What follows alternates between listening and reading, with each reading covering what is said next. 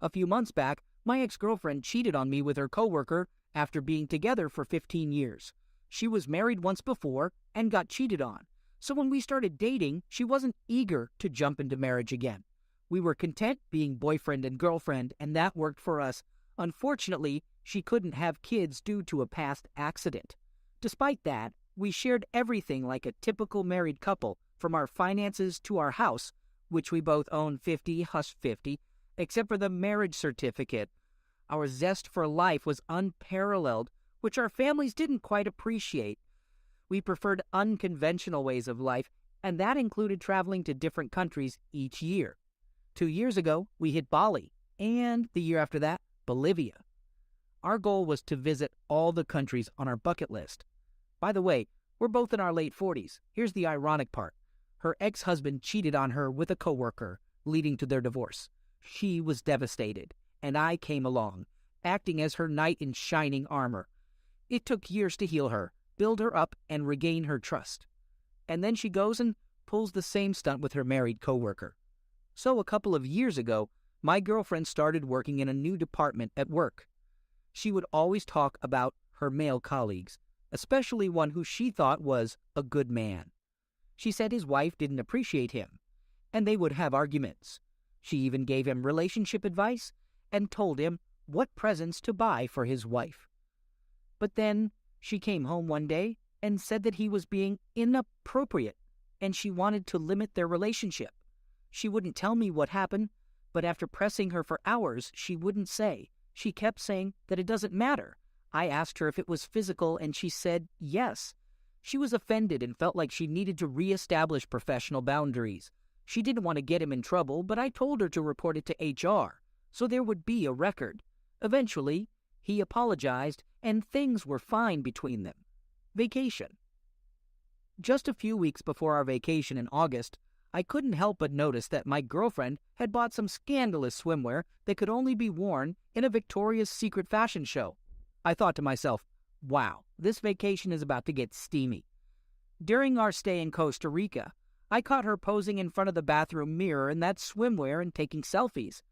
When I asked her who the pictures were for, she said nobody. I pressed her for an answer, and she said it was just for personal enjoyment because she had never looked this good in her entire life. As our vacation went on, she became more obsessed with her phone and demanded more and more revealing photos. Finally, on the 4th day, I stumbled upon a picture of a mystery man holding his Johnson on her phone. I was really bothered when I started thinking that my girlfriend might be sending photos to other guys on Instagram. I mean, she was always on her phone taking those revealing photos, so it couldn't be just for me, right? But she kept her phone too close to her, so I couldn't check it without waking her up. I even thought about getting her drunk, but that seemed a bit too extreme, even for me. By the end of the trip, I was pretty sure that she was taking those photos for someone else, and it made me feel like I was being used. When we got home, I was so distant and irritable, and my girlfriend noticed. But I didn't want to tell her my suspicion just yet, because I didn't have any proof, and I didn't want to push her underground if she was actually having an emotional affair. When she asked what was wrong, I told her that I was upset because our vacation seemed more about her and her phone than about us, and it was a real concern of mine. I asked if there was anything she wanted to talk about, but she said no. Sleep-inducing mixture. I was desperate to get into her phone, so I added some sleep-inducing mixture to her food during dinner. It worked like a charm, and she was knocked out like a light. I tried to sneakily grab her phone, but it was password protected, and I didn't know the code. I was so mad at myself for not thinking ahead, but then I came up with a genius plan to trick her into giving me her password. The next day, her phone was sitting on the kitchen counter, locked up tight. I grabbed it and told her I wanted to take a photo of her cooking, but I needed to use her phone because it had a better camera. She wasn't suspicious, and she handed it over. As she typed in her password, I played it cool and acted like everything was normal. And it worked. I finally had access to her phone. I spiced up my girl's dinner with a little something to help her sleep deeper again and took the opportunity to check out her phone while she was out. Turns out she's got a bunch of thirsty guys messaging her on Instagram, but she's too classy to respond or send any pics. But then I got curious and decided to snoop some more, and it looks like she's got a thing going on with her married co-worker. They were careful not to be too explicit in their texts, but it was pretty obvious to me what was going on. He was asking for pics and saying goodnight and stuff. And even though she spends all day with him at work, she was texting him more than me. And of course, all the incriminating pics were deleted, but little did she know that the phone saves them anyway. Rookie mistake, babe. So, the next day, I went on a wild goose chase to find a good SMS spy app to snoop on my girlfriend's phone. 2 days later, I spiked her food again and installed the spy app. The next morning, I called her out on her affair with her coworker. She denied it, so I demanded to see her phone. She reluctantly handed it over, but little did she know I had already seen all the incriminating text messages through my spy app. I then proceeded to show her the unclothed photos of her coworker in her phone gallery, and her face turned redder than a tomato. She tried to lie her way out of it, but I wasn't having it. I reminded her that she willingly sent her pics to him, and that's still considered cheating. When she tried to make excuses, I told her that the relationship was over and that I would confront her coworker. She begged me not to involve him, but I wasn't backing down. He disrespected me and his own wife by sending those photos to my girlfriend. We had a massive fight that morning before I left for work. I then drove 45 minutes to her workplace and waited for her and her affair partner to return from lunch. I waited for them to show up, feeling like a ninja in the parking lot. I knew my relationship with my girlfriend was done, but I wanted to make a scene anyway. I wasn't going to let that punk off the hook. He disrespected me, so I landed a soccer punch on him as soon as he stepped out of the car. He didn't go down, but he was definitely wobbly. Some of their co-workers saw the whole thing, while my girlfriend tried to hold me back. I called her a 403 inches in front of everyone and told them they were both avoiding each other. He was too scared to fight back and didn't know whether to run inside or drive away. I kept on offending them as more people showed up. My girlfriend kept pleading for me to leave, bawling that I'd ruin her life. I got back into my car and drove away after saying my piece. That night, my girlfriend didn't come back home, and she texted me saying I was the worst human being ever. She kept denying the affair and claimed that I ruined her life with my false accusation. I told her I have a female coworker, and I never send her those kinds of photos. I told her she could leave if she wanted, so she went to stay with a friend. The next day, she came crawling back, begging to stay in the relationship. I was hesitant, and I told her that I couldn't take her back now that I knew she was hooking up with her coworker. So for the next couple of weeks, my girlfriend and I were living together like two strangers who happened to share the same roof. Eventually, we started talking again, and things started to get back to normal, whatever that means. I'd been spying on her texts, and it seemed like they had stopped communicating, but she wanted us to move on and forget about everything that had happened. I, on the other hand, wanted her to confess to everything. She finally admitted to exchanging some photos and having an emotional affair, but she denied that anything physical happened between her and her coworker. Unfortunately, the spy app didn't give me any evidence of a physical affair, so I decided to work on our relationship, and we were doing fine. She even found a new job the next month, and everything seemed to be back to the way it was before she cheated on me. But my world was shattered again when I saw a suspicious charge on my credit card for $350 for a pair of men's shoes and some other expenses. I was shocked when my girlfriend gave me a pair of shoes that weren't my style, and I suspected that they were meant for someone else. I tried using a spy app to monitor her texts, but it didn't work with her coworker. Then I remembered some relationship advice that says affairs can go underground, so I thought she might have a secret phone. I sneaked into her car at night to find it, and to my surprise, I found an old flip phone under the seat. It wasn't password protected, and all their incriminating texts were right there for me to see, dating back to the time when I confronted them at their job site. So I snooped around and found out that my girlfriend was buying gifts for her side piece to get back in his good graces. They were meeting up in hotels and even my own house for some steamy action. And, of course, it was all right there in their text messages. I took a bunch of pics of those messages, and let me tell you, they were longer than the line at the DMV. From what I could see, she was the one pushing for everything, but it all fell apart when the guy got the boot from work because of their little rendezvous. Still, she was head over heels for him, sending him these epic messages, while he just replied with a K or an emoji. But I had a plan. I had cameras all over my house, so if they came over, I would catch them red-handed. I even slept on the couch just in case they showed up. And I gotta say, it was a pretty low point for me. I mean, I wasted 15 years of my life on this woman, and who knows how long she had been stepping out on me. And to top it all off, I found out that I was just her backup plan, while she was trying to get with some married guy who was practically young enough to be her son. Oh, and by the way, she can't have kids because she messed up her womb with a botched termination. The next day, I woke up early and bolted to work to avoid seeing her face. I couldn't concentrate on work and just wanted to go back home to check if the camera had recorded my girlfriend and her fling sneaking into my house.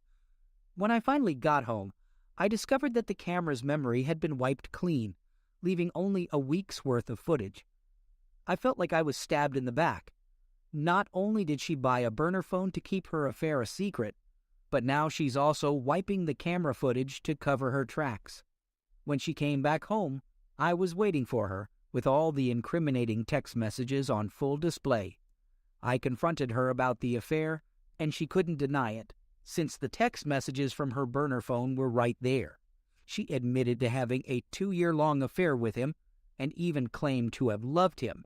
But now she's realizing that she was being used by him. According to her, he promised to leave his wife for her, but it turns out he was just trying to get into her pants. I told her that I understood that his wife wasn't treating him well, but what did I do to deserve this kind of disrespect? Did I miss something? What was it that made him want to smash my girlfriend instead of staying loyal to his wife?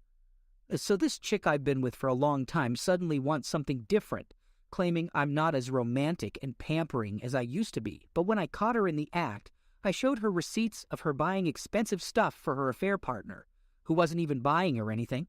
She couldn't come up with any excuse and went silent. Later, I confronted her about the missing camera footage, and she denied knowing anything about it. But when I showed her the text messages of her inviting the dude to our house, she had nothing to say. I told her that we should just break up and go our separate ways. She begged for forgiveness, but I wasn't sticking around for that. I even called a real estate agent to sell the house and split the profit 50-50. She told me to sleep on it, but I already had, and that was my final decision. It's a good thing I caught her before she could use any more of my hard-earned cash. The next day, I gave a buzz to a real estate agent, and he put the house up for grabs. Dumping someone you've been with for 15 years ain't a walk in the park. It took me a while to come to that decision. I finally realized that she just wasn't into me as much as I was into her, and it was time to call it quits. I thought I'd be with her till death do us part, but that's what I get for thinking too much. My folks adored her, but she fell head over heels for some bloke at work who probably was spinning yarns about how he's a prince in another dimension. She spent more time with him at work than with me at home, enough time for him to get into her head and make her forget about me. This guy was married with kids, yet he was envious of me and wanted what I had. If I were his wife, I'd want to be informed of the situation, but that's none of my business. I was planning to tell his wife about the affair after I cut ties with my girlfriend. We still lived in the same house, but in separate rooms, only waiting for the house to sell before we parted ways for good. The property market was hot, so I was hoping to get it sold within a month or so. During that time, my ex couldn't care less. I changed the locks on my door and the security camera system to keep her away from my stuff. Can you believe she even invited him over to my house while I was out? She knew he was using her, and yet she still dodged him even in my own home while I was at work. If only my security camera had Wi-Fi to alert me, I would have caught them red-handed. Even though my ex is now my housemate and we're no longer in a relationship, if I'd caught that guy in the act, I'd make sure he didn't leave alive.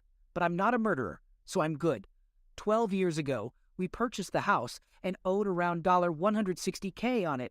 Recently, we listed it for $240K, and just 3 weeks later, we sold it for $265K.